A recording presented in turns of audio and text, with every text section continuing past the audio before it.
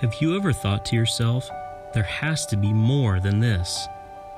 Why does it seem like life has a way of making us feel less? Not just feel like less, but feel less, as in numb, leaving us to wonder if this is it.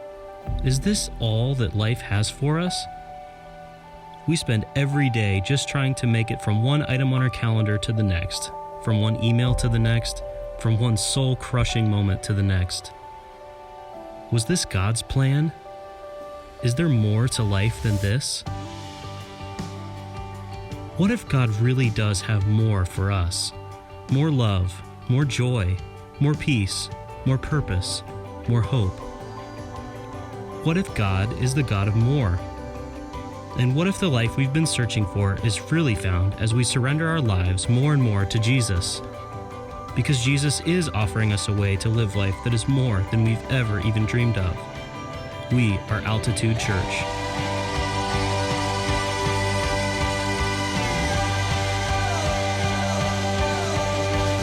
We are here to help you become more like Jesus.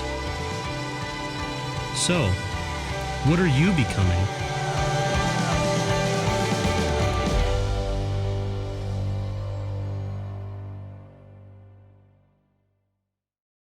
Welcome to Altitude Church. My name is Kelly. I'm one of the elders here at Altitude Church, and I just want to welcome you to our services. If this is your first time with us, we would love to know who you are.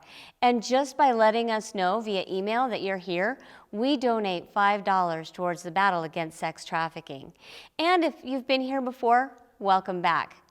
Also, we want you to know that there is so much more to Altitude Church than just our building and keeping our lights on.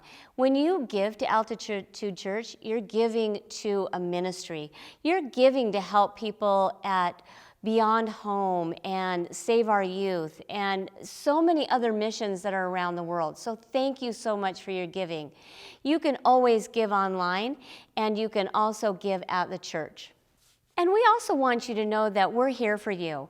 If you ever have a prayer request or a need, or maybe you just have a praise that you want to share, you can certainly email us because we would love to be a part of your life. You might have noticed that we've been talking a lot about our launch, and you've seen some videos that we've shown you. We want you to be a part of our launch team.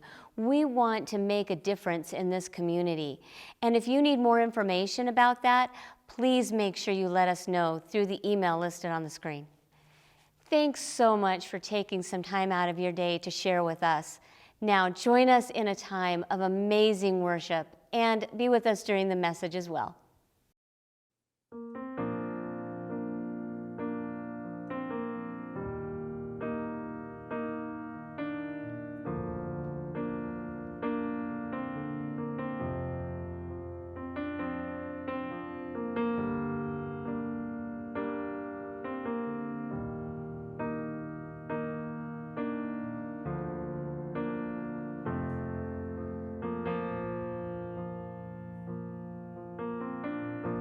The Lord bless you and keep you.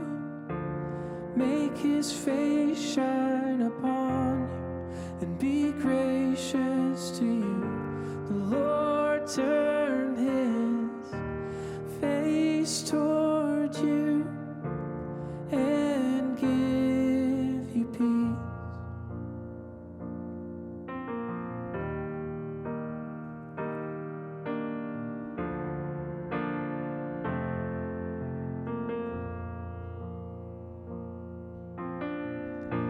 The Lord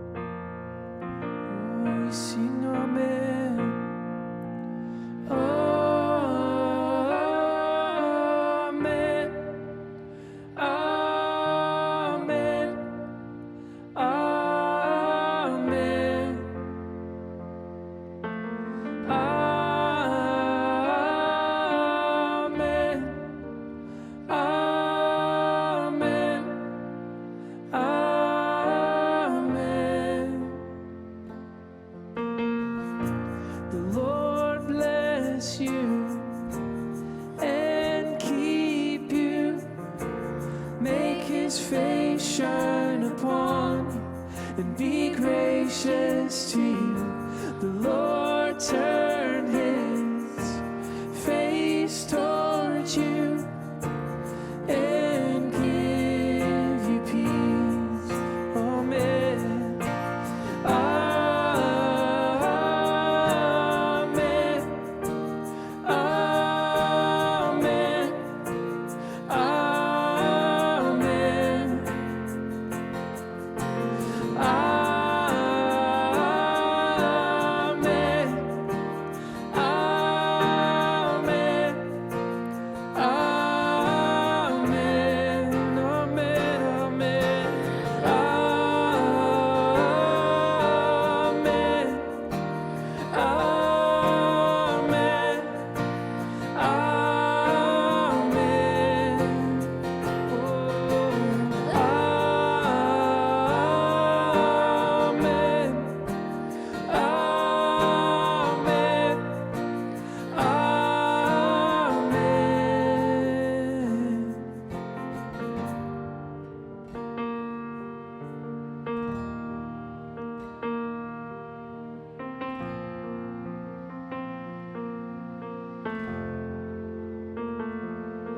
May his favor be upon you and 1,000 generations, and your family, and your children, and their children, and their children.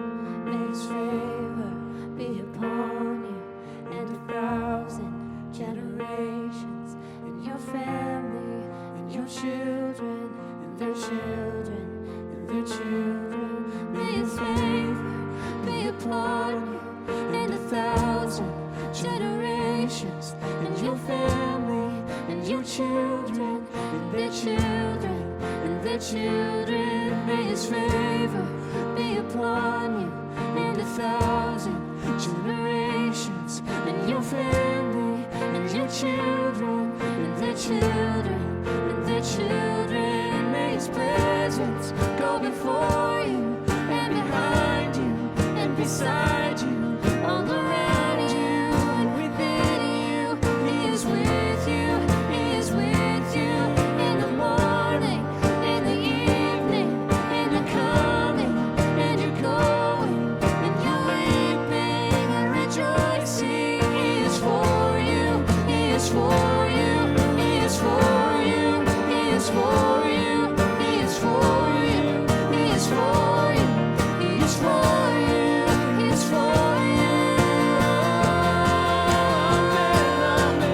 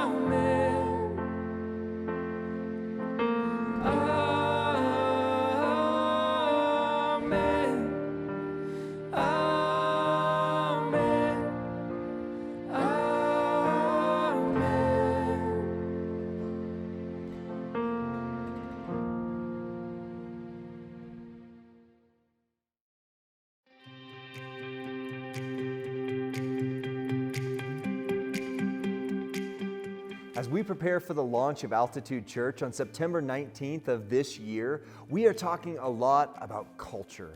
Culture is the deepest force in any organization. One aspect of our culture here at Altitude that we're looking at is the idea that unreasonable generosity is where we begin. But what does that actually look like? It starts with our tithes, our personal giving, but if generosity is going to be the culture of the church, then the church itself has to set an example. And so one of the ways that we're doing that in this season is that we have committed to tithe on the sale of our buildings and properties. Through that, we are seeing some incredible things happen. You heard Pastor Steve on Easter Sunday talk about how we are blessing 100 kids through Children of Promise, helping to create the Gap Fund that allows for those kids who are in between or without sponsors to continue to receive blessings of food, education, discipleship, and healthcare. That was just the beginning.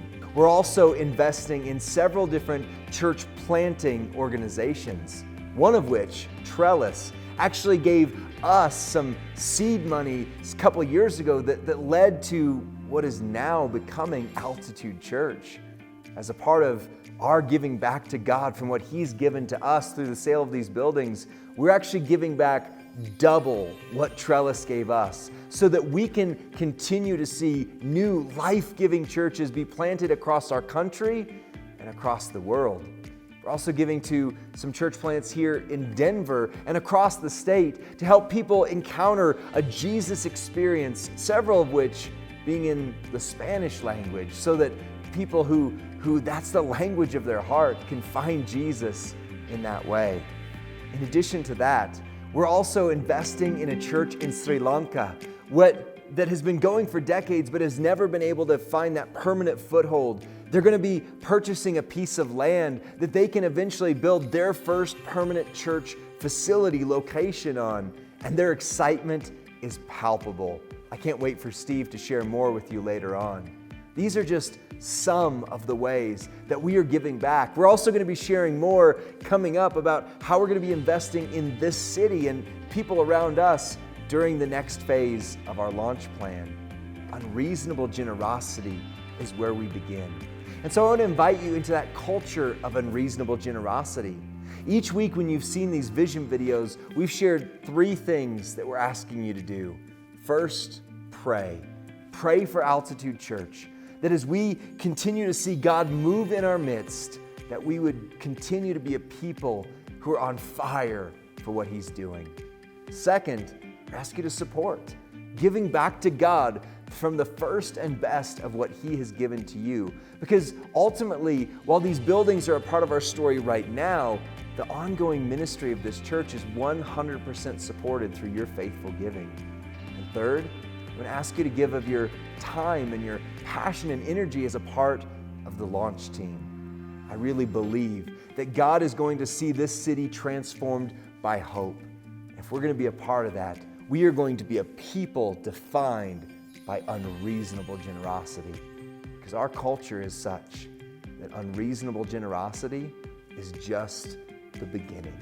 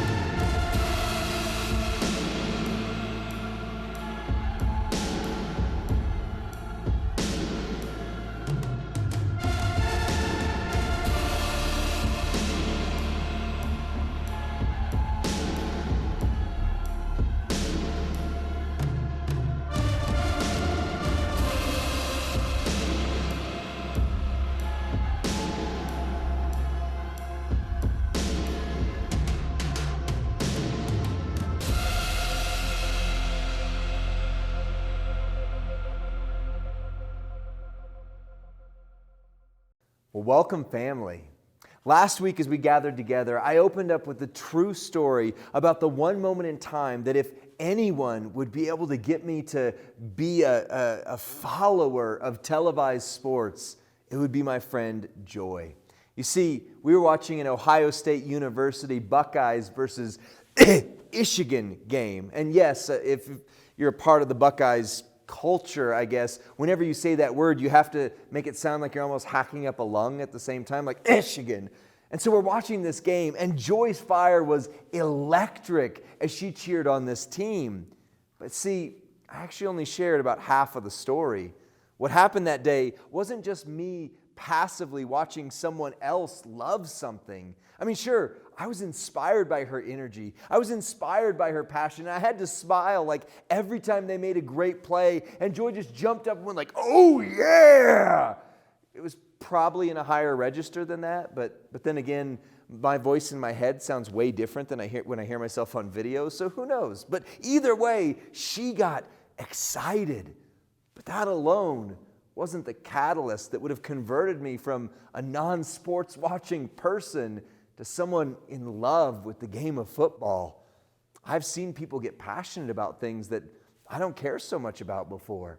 I mean, technically, this happens every time there's a new trend, whether it's a pet rock and a Mr. T Chia pet head, or whether it's a new fashion trend because they're always cycling through ones that, you know, make sense for the season, and then a decade later you look back and go, what were we thinking? Or, you know, the worst is diet trends. Like, people get passionate about their diet trends, except one week you're not supposed to eat protein, and the next week you're not supposed to eat carbs, and then there's a war on sugar, and then we switch to these fake sugar substitutes, and then we're told those are going to kill us. So at the end of the day, we just give up and eat a box of donuts and a gallon of ice cream, right?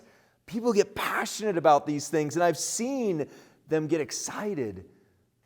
Perhaps one reason Renee and I don't enjoy the game of football as much as we should is we don't understand it. You see, through Joy's eyes, as she was watching that game, she was experiencing this complex overlay of points and players, patterns, coaches, rules, and pigskins, whereas we just saw some guys trying to play keep away from one another, right? Once she took notice of this, her fire shifted. And after one extraordinary play, Joy said, "You've got to see what I'm seeing. You've got to be a part of this." And so she grabbed a stack of red Solo cups and she began to map out this play. She's sharing how this is the quarterback and he should have gone this way, but he went this way, and how this person who's a running back or an ankle lock or something like that is supposed to go here, and they're supposed to tackle that cup. But as she did this, she was going beyond just being passionate about a sport to inviting us into a process. Now, obviously, you can't explain the grand history and the great philosophical nuances of the game of football just with a quick pattern of red Solo cups. But the fact that she took the time to recognize that we weren't experiencing what she was experiencing because we were ignorant about what was going on, and invited us into that journey meant the world to us. You see, that made all the difference. Joy was right. I was ignorant of what I was supposed to be seeing and the reasons why each play meant so much and made a difference, and why this team was so fired up about doing this thing. And as I was invited into that journey and helped to understand, even in a most basic way, what happened was that Joy took that fire inside of her and translated it into a language that my heart could understand. That simple act took us one step closer to being on fire for college football. Joy recognized for that fire to transfer, to arc off her and be more than just a big, exciting spectacle, that we would not only need to be invited into the journey, but she would walk alongside us. What about you? Let's take a moment in the comments section for an engagement opportunity. Has anyone ever helped you better understand something that they love? And how did that affect your relationship or view towards that thing? Take a moment and drop your thoughts in the comments section, and then lovingly interact with someone else Because when you do, it moves this from you watching a video or a monologue to engaging in a conversation that maybe might lead to life transformation. And while we're on it, let me just drop the thought that all of us need life-giving community, especially after this last year.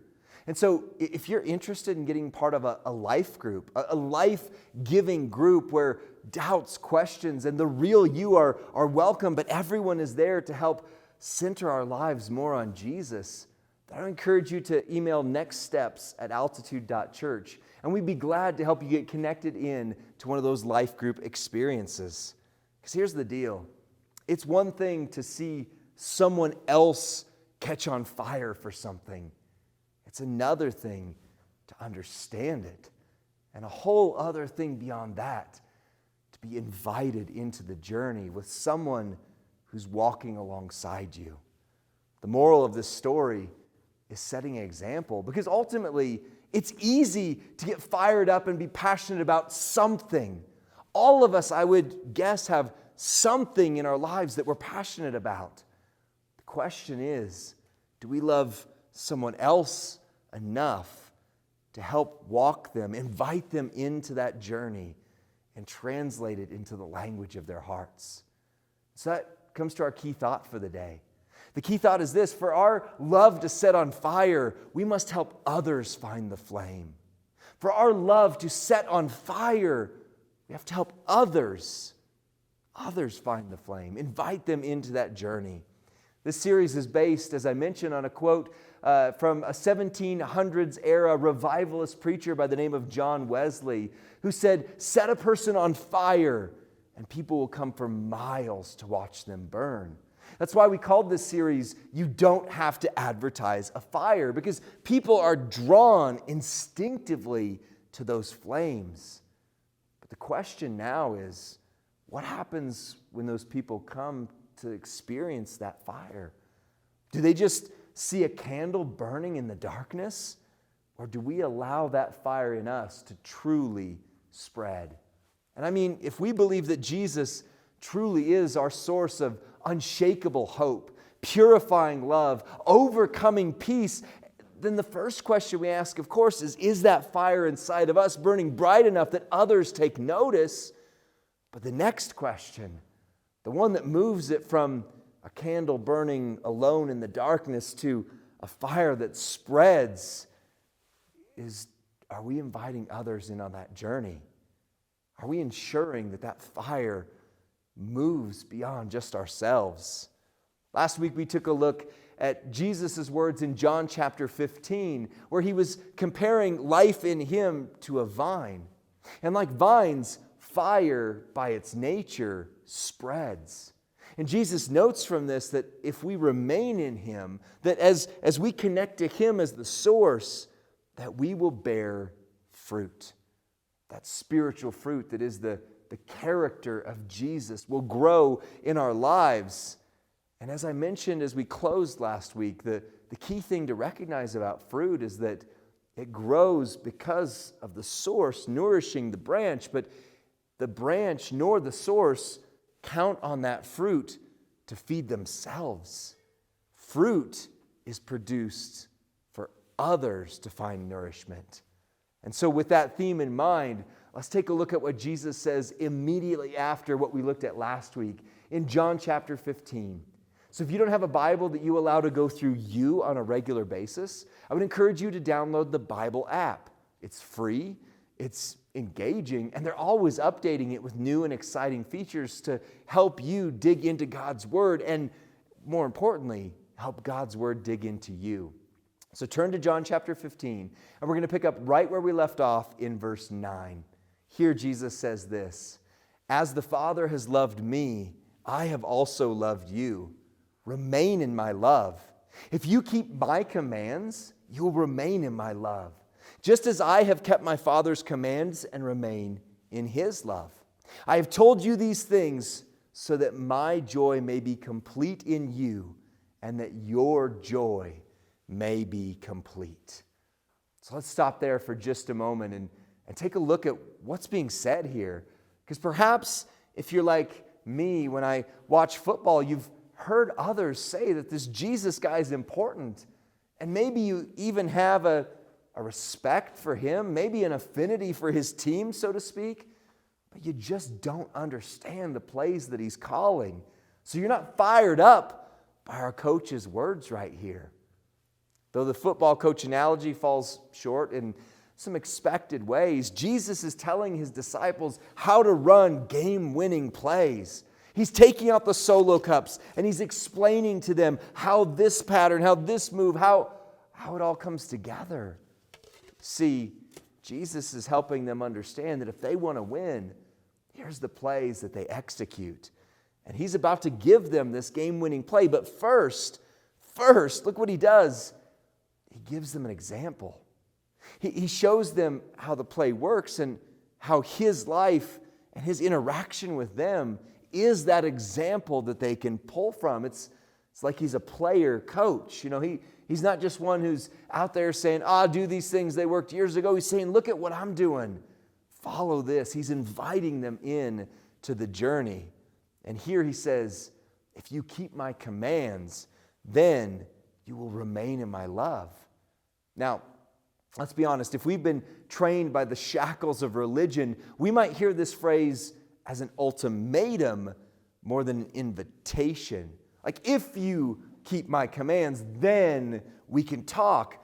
But really, what he's doing here is he's modeling. He's giving that analogy. He's saying the context of the vine and the branches is that when you find your source in me, that life, that love, that peace, that character will flow through you, and then you make those plays.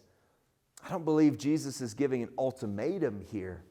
I believe he's outlining the game-winning play. He's continuing the theme that he started in John 14 of not only showing them a way of living life that doesn't lead to sin and brokenness, but to restoration and healing. He's reminding them that he is the way. He's that example. He is the vine and the source of our flame. And just as a good coach gives us plays designated to win the game, Jesus is giving that play, but he is setting that example at the same time. And he's inviting others to experience the love that God has poured into him, that he has poured into them, and encouraging them to then pour that into others. See, for our love to set on fire, we must help others find that flame. Jesus is recognizing a truth that I uncovered in that moment in my experience with joy and the red solo cups. If people are going to catch that spark and that flame, we need someone to invite us in. We need someone to show us the way, to help look through the lens that they're seeing and understand why these things are so important. That's what Jesus has just done. And now he's going to give the play. Look at verse 12. He says this is my command. Love one another as I have loved you. Look at that phrase. As I have loved you, in the same way that I've loved you. No one has greater love than this, to lay down his life for his friends. You are my friends if you do what I command you. I do not call you servants anymore, because the servant doesn't know what his master is doing. I've called you friends, because I have made known to you everything I've heard from the Father. All right, let's stop one more time and dig into that for a second, because you see through Jesus' words an invitation to a deeper understanding of what he's doing. He's not just on fire and saying, get in or get out, right? He's saying, look at this example I'm setting. This is the play. This is how we win. And Jesus isn't just throwing out a blanket command to love others. He's showing how that works. Now, I'll admit, even with all of the passion, even with that detailed red cup playing explanations, I didn't become a raving fan of college football on that day. But I could have. If our game nights had gone differently and we switched to watching college football, and I spent more time experiencing Joy's passion and fire burning for this college football thing, and she spent some more time, maybe even each week, showing me the plays, why they matter, what they look like. I truly believe that there could be some alternate timeline where I became a college football fanatic. But that's what it would have taken. That didn't happen.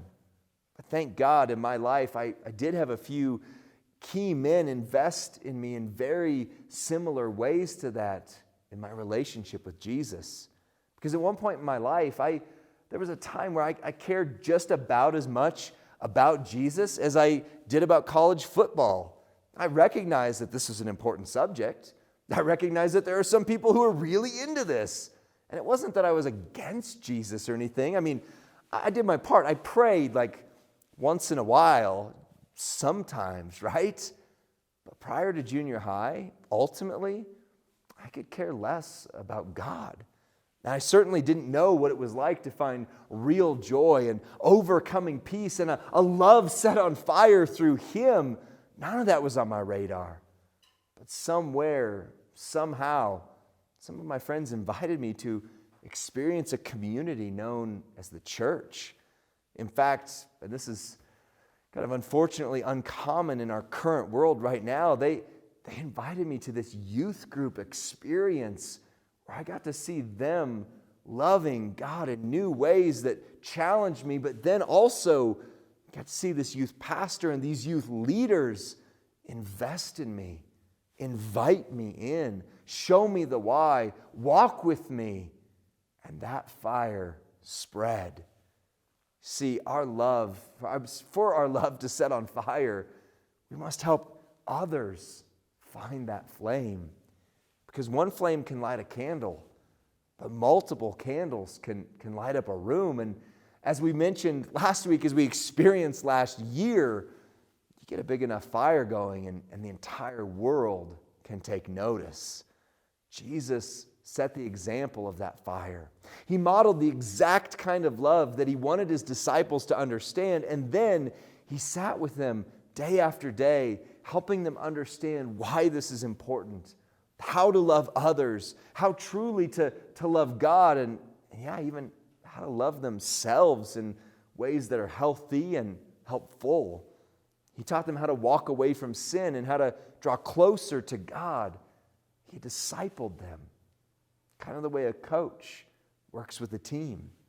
So when He says, "This is my command, that you love one another," again, I don't see it as an ultimatum, because how do you command a feeling? How do you command something like love? Well, what if love is more than a feeling? When He says, "Love one another as I have loved you," He's inviting an example. I don't think He's demanding here. He's going back over the play. He's helping them truly understand that love is more than a feeling.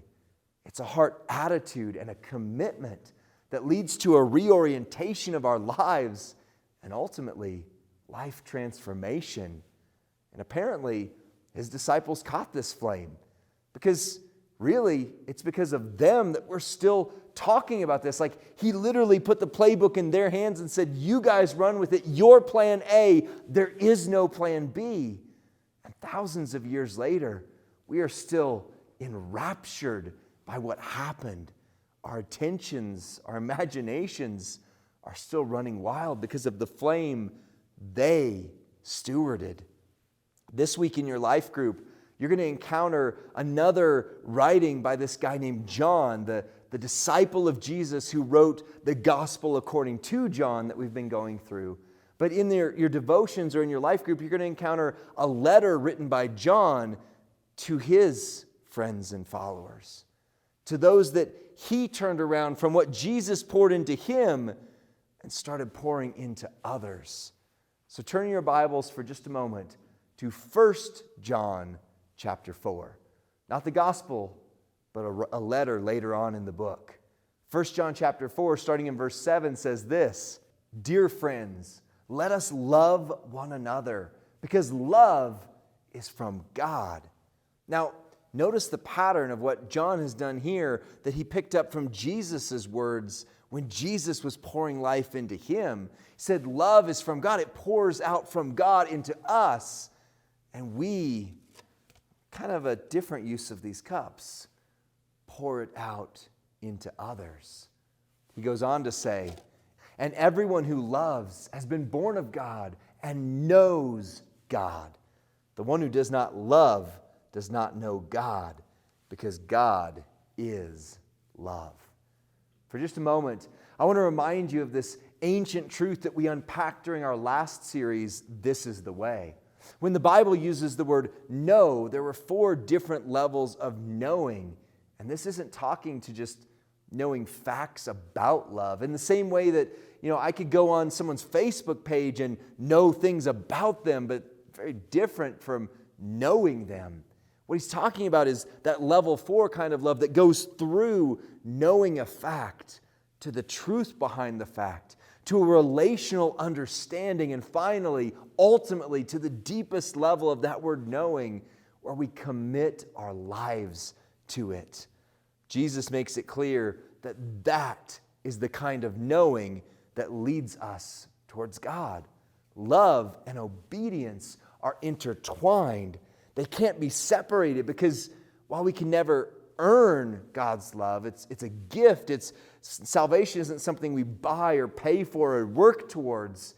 When we walk in the way of Jesus, we become captured by his character. And if we truly know love, we are living a life that's defined by love. Love and obedience go hand in hand.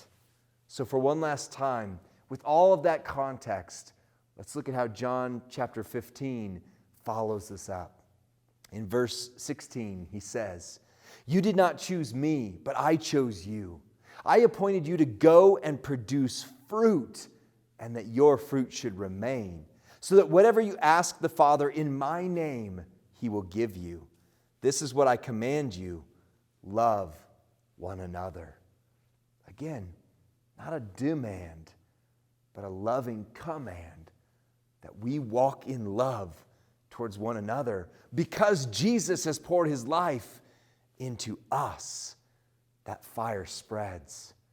And just so we don't miss it, let's go back to the why. It's back in verse 11. Jesus says this, "I have told you these things so that my joy may be in you, and your joy may be complete."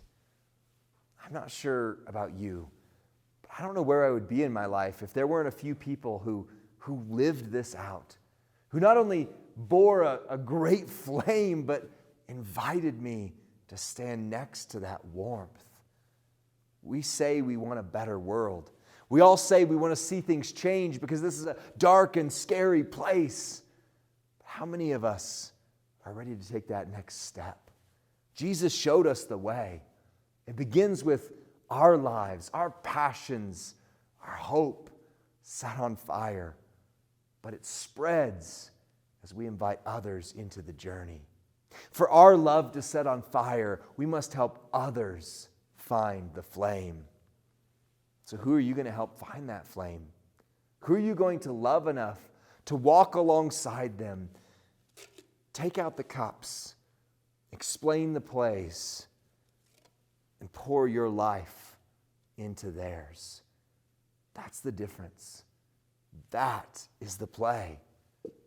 As we continue moving closer and closer to the launch of Altitude Church, and don't mistake it, we are getting close. Like Big Game Sunday is coming.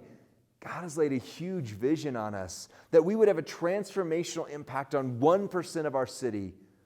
That's roughly 27,000 lives that will be transformed by these sparks of hope that grow from us and continue to others, that grow from people like us that Jesus is pouring his life into.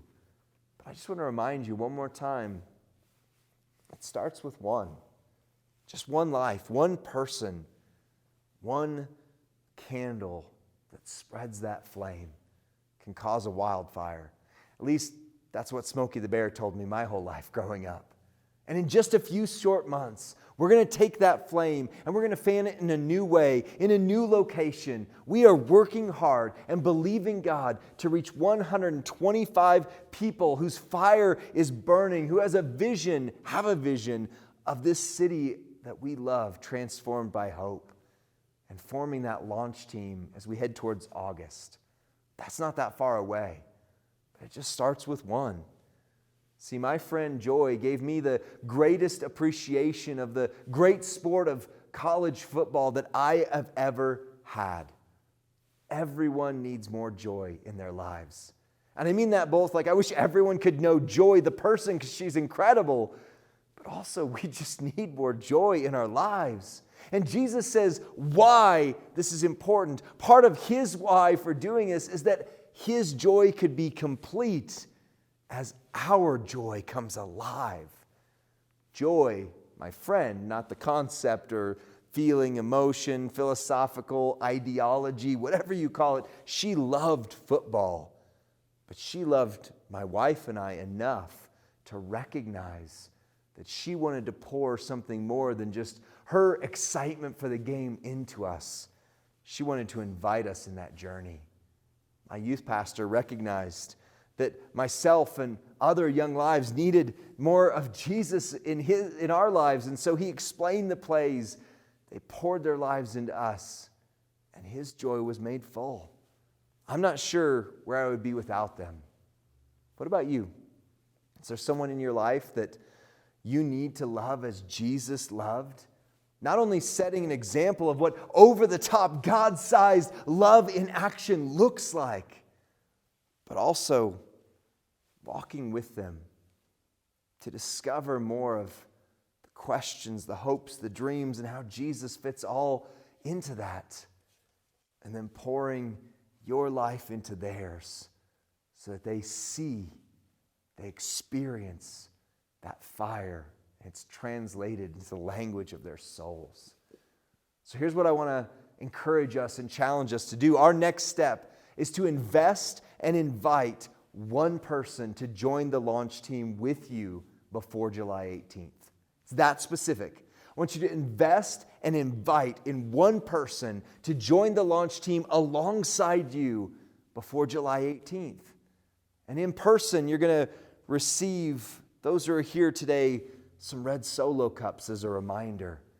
Maybe you've got one of these in your kitchen somewhere. Maybe it's not quite this, but why not set that out somewhere where you see it as a reminder of what it means to be an example that moves the fire from just the idea of being on fire to truly investing that fire in someone else. Because I said it not long ago, and I believe it more than ever. Jesus is going to transform our beloved city through people just like us. So why not us? What if it's time to stop imagining this city transformed by hope? And it's time to start walking in the way of Jesus that leads to that unmissable fire. You don't have to advertise a fire. If you set a person on fire, people will come for miles to watch them burn. But what happens when they get there? A couple weeks ago, I got a text message, as I often do most Sunday mornings. I get a text message from one of my former pastors who loved me enough to invest in me. Every Sunday, give or take, he text messages me and says, "Hey, praying for you. I care about you. God's got you, so you've got this." But this past couple Sundays ago, he sent me a text message that ironically was a quote from John Wesley, the very man that we've been talking about who gave the quote that this series is based on. So I want to end it with this. This is what that quote is. It says, "Give me 100 people who fear nothing but sin and desire nothing but God. Such alone will shake the gates of hell." God's ready to shake the gates of hell in your city. Are you ready to be a part of that? I want to invite you into that journey. As we continue in worship, would you pray that God would lay that one person on your heart that you're going to invest in and invite to join the launch team alongside you before July 18th? Because if God gives us 125 people, give or take, who are set on fire for Him and are ready to make a difference in this city, I truly believe the gates of hell will shake here in Denver. Are you ready to be a part of it?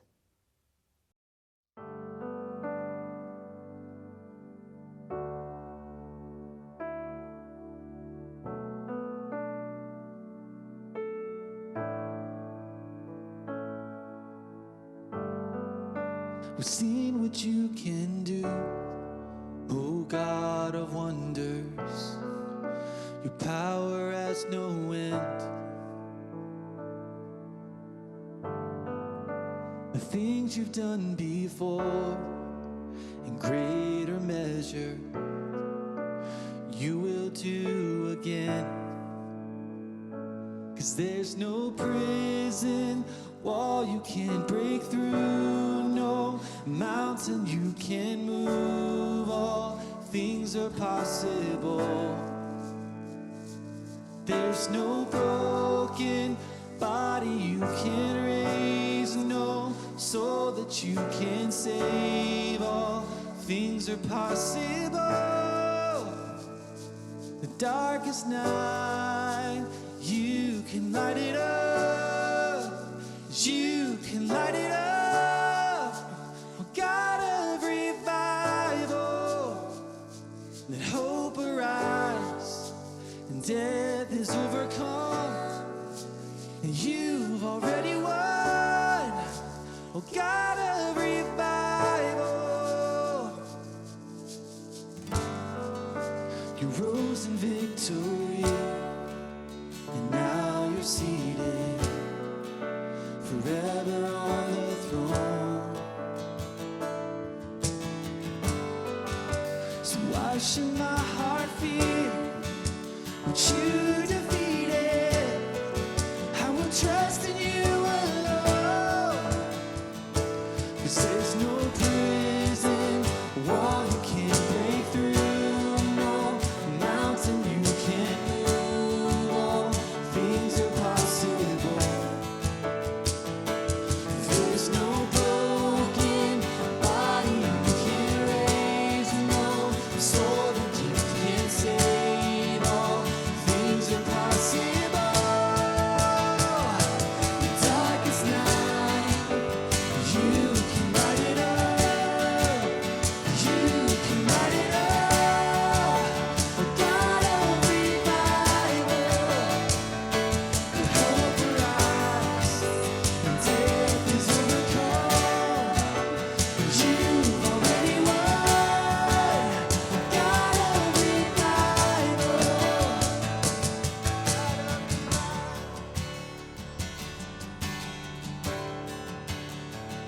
Let's sing this as a prayer.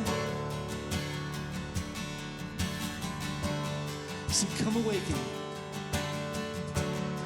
Come awaken your people. Come awaken the city. Oh God of revival, pour it out, pour it out. Every stronghold will crumble, and I hear the chains hit the ground. Oh God of revival, pour it out, pour it out. Come awaken your people. Come awaken the city. Oh God of revival, pour it out, pour it out. And every stronghold will crumble, and I hear the chains hit the ground. Oh God of revival, pour it out, pour it out.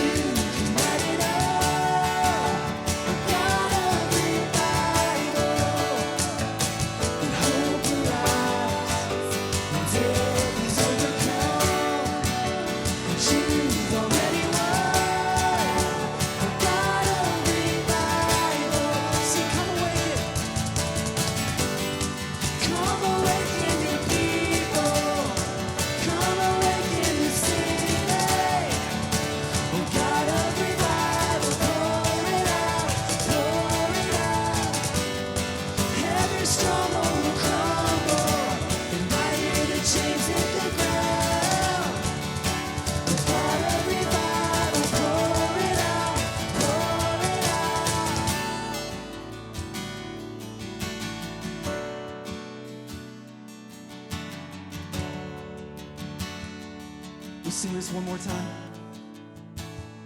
And there's no prison wall you can't break through, no mountain you can move. All things are possible. And there's no broken body you can't raise, no soul that you can't save. All things are possible.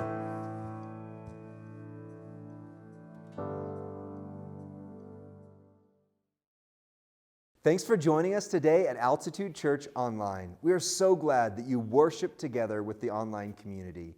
There is a lot of things going on, and we would love for you to be a part of it. If you would like to be a part of the launch team, you can email launchteam@altitude.church, and we'll share more information with you about what this exciting launch looks like coming up September 19th of this year.